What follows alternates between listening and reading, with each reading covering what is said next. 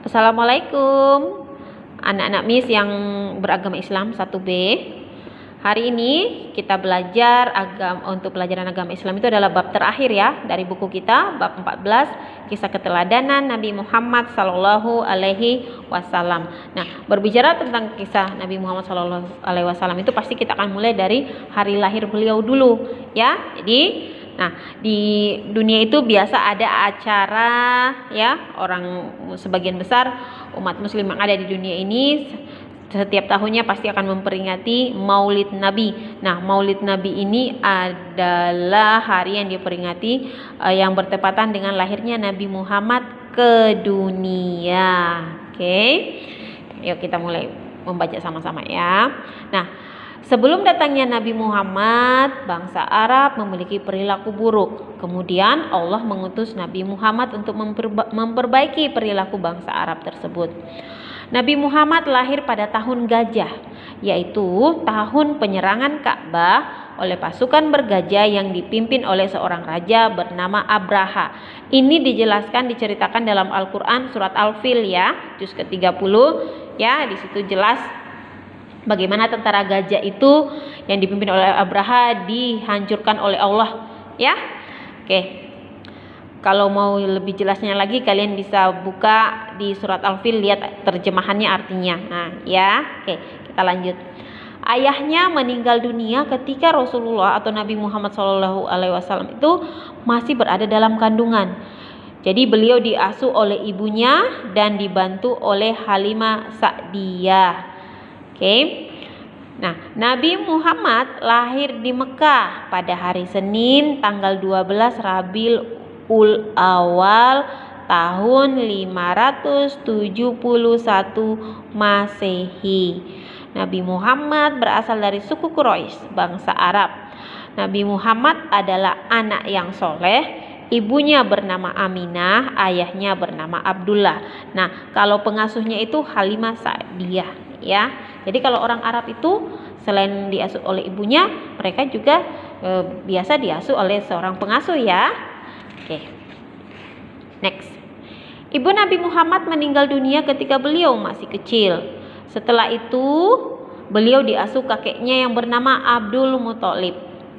Ketika masih kecil, beliau sudah menunjukkan perilaku mulia seperti jujur, rajin, pemaaf, sopan, penurut.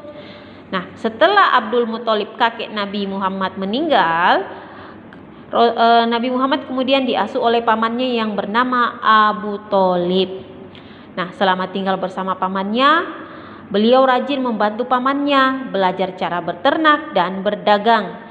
Beliau menggembala kambing milik pamannya. Beliau juga dipercaya menggembala kambing penduduk Mekah. Saking jujurnya ya. Jadi penduduk Mekah itu mempercayakan Nabi Muhammad untuk menggembala kambingnya kepada Nabi Muhammad ya. Itulah kalau jadi orang jujur, pasti banyak yang percaya.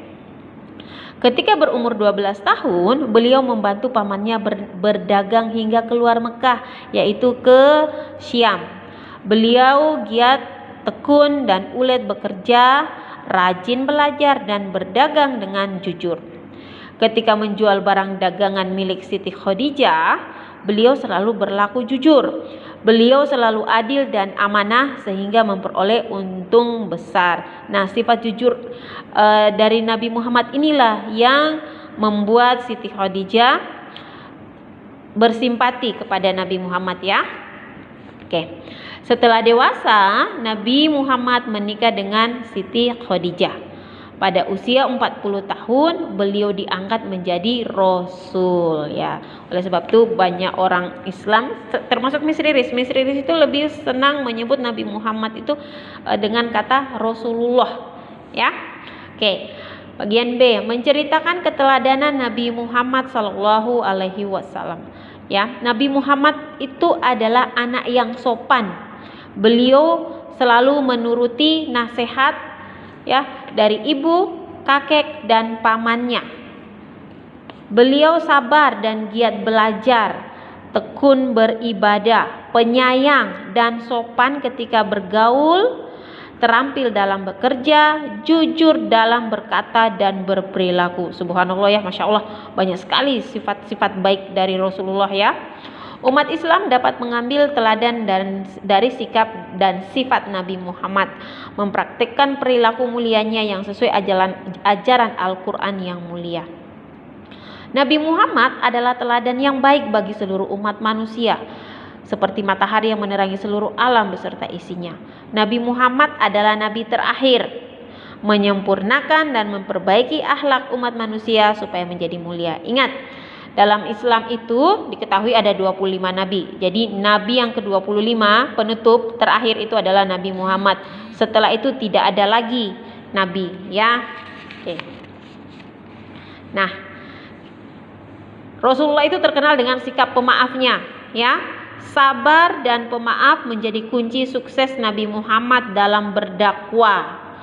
Ya, Nabi Muhammad merupakan manusia mulia yang mempunyai sikap dan sifat terpuji yang patut dicontoh. Salah satunya pemaaf.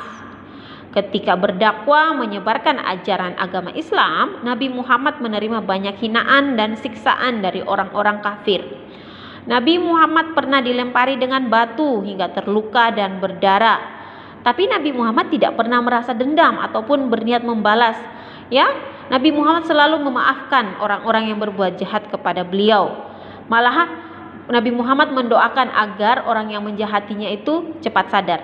Ya, oleh karena itu banyak yang mau mengikuti ajaran Nabi Muhammad, mau menjadi Islam, memeluk agama Islam karena dari sifat pemaafnya Nabi Muhammad ini ya. Jadi kita selaku umat Islam itu harus berperilaku pemaaf, memaafkan kesalahan saudara, teman ya, berjabat tangan, berdamai dengan tulus hati. Nah, sikap yang satunya lagi yang paling terkenal selain sikap pemaaf, ada lagi satu sikap yang terkenal dari Rasulullah, yaitu sikap jujur ya. Sikap jujur itu sidik itu artinya jujur ya. Kalau al-amin lain lagi. Al-amin itu orang yang dipercaya. Kalau sidik itu jujur. Oke. Nah, sikap jujur merupakan penerapan sifat sidik Nabi Muhammad ya. Sejak kecil Nabi Muhammad sudah menunjukkan perilaku jujur. Ketika tinggal dengan pamannya, Nabi Muhammad pernah ikut berdagang sampai ke negara Syam. Ketika berdagang, Nabi Muhammad selalu berperilaku jujur, tidak pernah menipu dan berbohong. Nah, berkat perilaku jujurnya ini, Nabi Muhammad mendapat gelar Al-Amin. Al-Amin artinya orang yang terpercaya, orang yang jujur, tidak berkata bohong, tidak menipu dan berkhianat. Itu dia. Ya. Nah, untuk penugasan kalian minggu ini, minggu yang terakhir adalah mengerjakan uji kemampuan halaman 143 dan halaman 144. Jadi ada 20 nomor ya.